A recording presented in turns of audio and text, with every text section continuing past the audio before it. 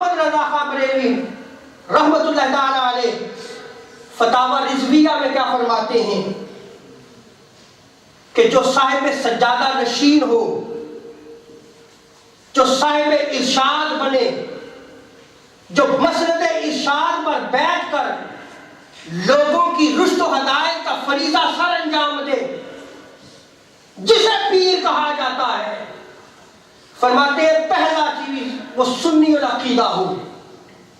کیا ہو؟ سنی العقیدہ ہو۔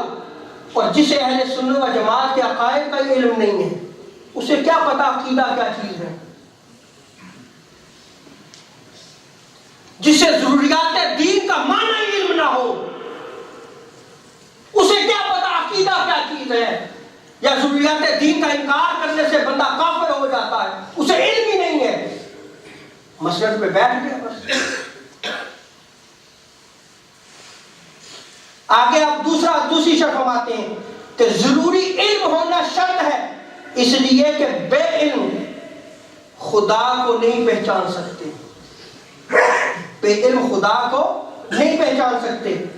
اب وہ علم جو سید اعلیٰ حضرت نے نقل کیا وہ اردو کتابیں پڑھ کے عالم ہونا نہیں ہے، یہ بھی یاد رکھیں۔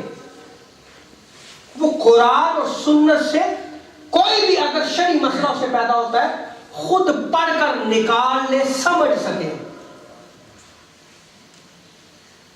وہ ضروری علم بھی اس کے پاس ہونا ضروری ہے۔ تیسری شرط آپ فرماتے ہیں گناہ کبیرہ سے پرہیز کرتا ہو، اور چوتھی چیز آپ نے فرمائی ہے کہ اجازت صحیح متصل ہو، اجازت صحیح متصل ہو۔